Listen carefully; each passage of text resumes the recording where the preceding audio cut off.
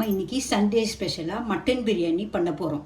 அதுக்கு mutton 1/2 kilo எடுத்து அது மஞ்சள் தூள் போட்டு கொஞ்சமாக உப்பு போட்டு தயிர் போட்டு ஒரு 1/2 மணி நேரத்துக்கு முன்னாடியே மட்டனை ஊற வச்சிடணும். நம்ம இன்றைக்கி 1/2 கிலோ மட்டன் எடுத்து அது மாதிரி ஊற வச்சுருக்கோம். நல்லா கழுவிட்டு ஊற வைக்கணும். அப்புறம் பட்டை, கிராம்பு, மசாலா பொருட்கள், ஏலக்காய் 3 எல்லாம் எடுத்து வச்சுருக்கோம். ஒரு 1/4 கிலோ வெங்காயம் மெலிசாக நீட்டாக அரிஞ்சு வச்சுருக்கோம். ஒரு 150 கிராம் தக்காளி நீட்டாக அரிஞ்சு வச்சுருக்கோம். இஞ்சி பூண்டு பேஸ்ட்டு, இஞ்சி 100 கிராமு, பூண்டு 50 கிராம் போட்டு அரைச்சி வச்சுருக்கோம்.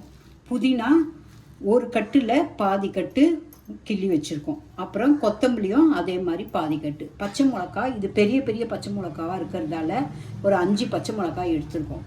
அப்புறம் இது காஷ்மீர் மிளகாய் தூள், இது பிரியாணி மசாலா தூள்.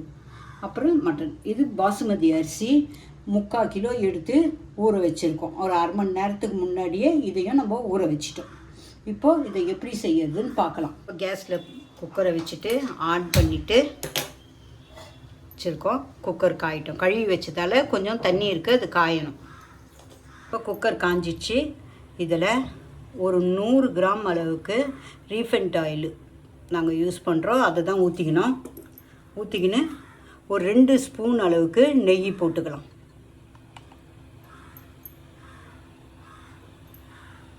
ரெண்டும் காயணும்.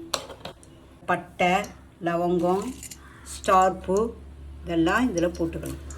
ஏலக்காய் போட்டு இது கொஞ்சம் பொரியணும்.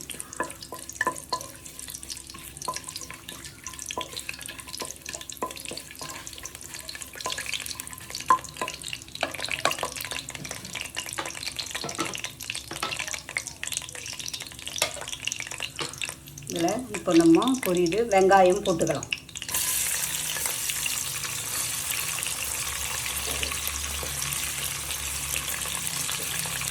வெங்காயம் இதில் போட்டு நல்லா வதக்கணும் வெங்காயத்தை. அப்போ தான் அது பிரியாணிக்கு டேஸ்ட்டு கொடுக்கும்.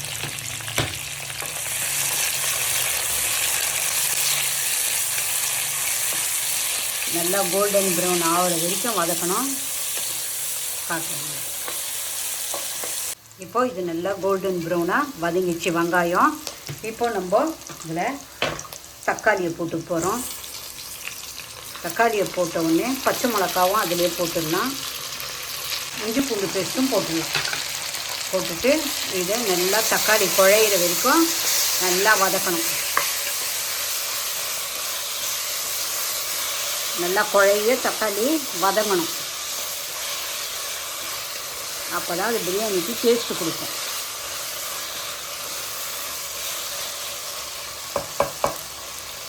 வதங்கணும்.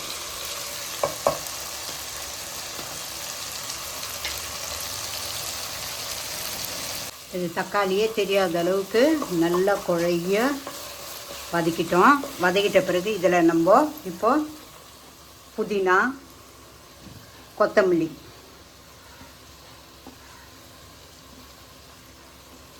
இது கொஞ்சம் கொஞ்சம் வச்சுக்கலாம். இது கடைசியில் போடணும், அதனால் கொஞ்சம் கொஞ்சம் வச்சுட்டோம்.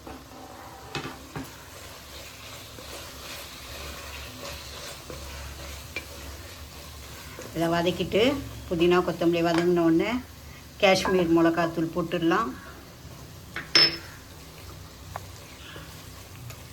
இது பிரியாணி மசாலா தூள்.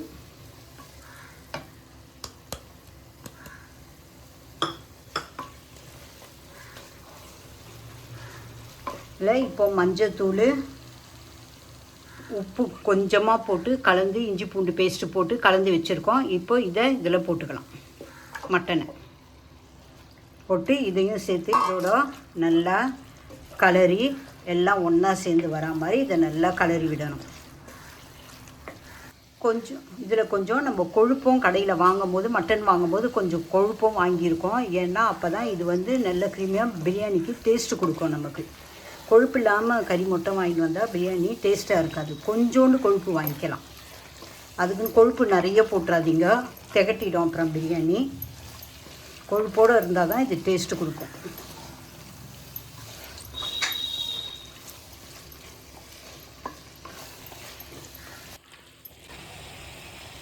இப்போது இந்த மசாலாக்கும் இந்த ஏற்கனவே மட்டனில் கொஞ்சம் தான் சால்ட்டு போட்டு கிளறி வச்சோம். இப்போது இந்த மசாலாவுக்கு சேர்த்து கொஞ்சோண்டு உப்பு போடணும். அரிசிக்கு இப்போ உப்பு போடக்கூடாது, அரிசி போட்ட பிறகு தான் உப்பு போடணும். இப்போ கொஞ்சமாக உப்பு போட்டு, ஏன்னா மட்டனில் நல்லா ஊறணுன்ட்டு கொஞ்சமாக உப்பு போட்டு நம்ம தண்ணி ஊற்றி இதை வைக்க போகிறோம்.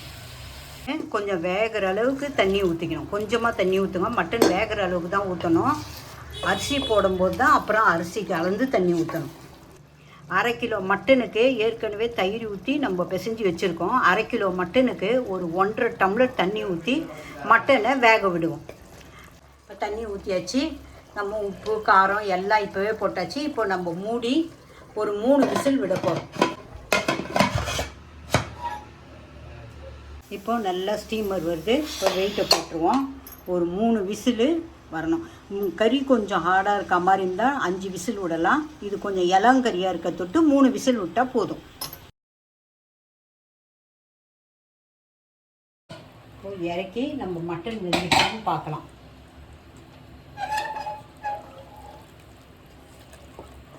மட்டன் வெந்துச்சான்னு பார்த்துட்டு தான் நீங்கள் அரிசியை போடணும். வெந்துட்டுது, மட்டன் வெந்துடுச்சு. நம்ம இப்போது இதில் 3 அழகு அரிசி, 3/4 கிலோ அரிசி போட்டிருக்கோம். நம்ம சுடு தண்ணி பக்கத்துலேயே ஒரு அடுப்பில் சுடு தண்ணி வச்சுக்கணும். நீங்கள் பச்சை தண்ணி ஊற்றாதீங்க. இப்போது நம்ம இதில் அரிசியை போட போகிறோம்.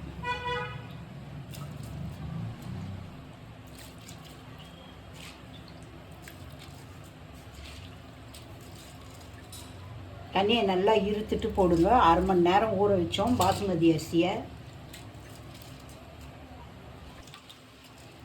மொத்தமாக அப்படியே கொட்டிடாதீங்க. கையில் எடுத்து இப்படி தூவின மாதிரி 4 பக்கமும் போட்டு விடுங்க. அப்புறம் நம்ம கரண்டியில் கலர போகிறோம், இருந்தாலும் இப்படி போட்டு விடுங்க.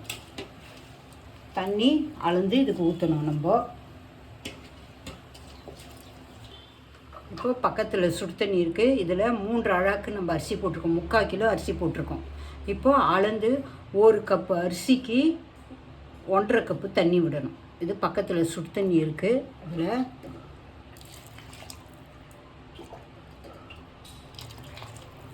இப்போ 5 அழகு அரிசி தண்ணி விடணும். நம்ம இது தண்ணியை ஊற்றிட்டு உப்பு, ஏற்கனவே மட்டனில் கொஞ்சோண்டு உப்புத்தூள் போட்டு கலந்து வச்சோம். அப்புறம் நம்ம இந்த மசாலாவுக்கு மட்டன் உப்பு போட்டோம். இப்போ இந்த அரிசிக்கு சேர்த்து உப்பு போட போகிறோம்.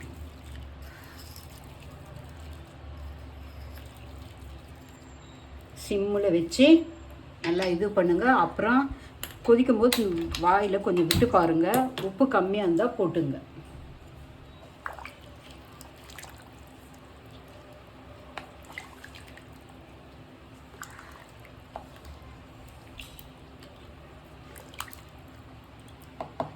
கொதிக்கட்டும். இது கொதித்த பிறகு உப்பு பார்த்துட்டு அப்புறம் தட்டை போட்டு மூடுங்க.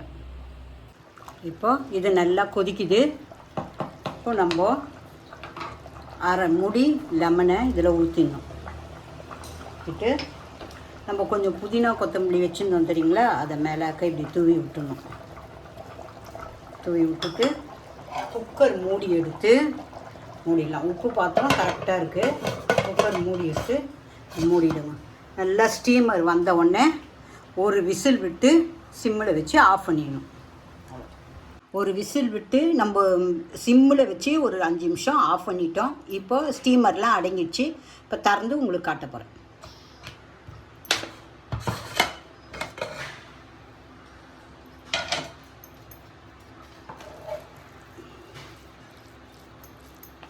எப்படி வெந்திருக்கு பாருங்கள். இது ஆறினோடனே நல்ல பளபளன்னு ஆகிடும். இப்போ ஹீட்டில் இருக்கிறதால உங்களுக்கு இப்படி தெரியுது.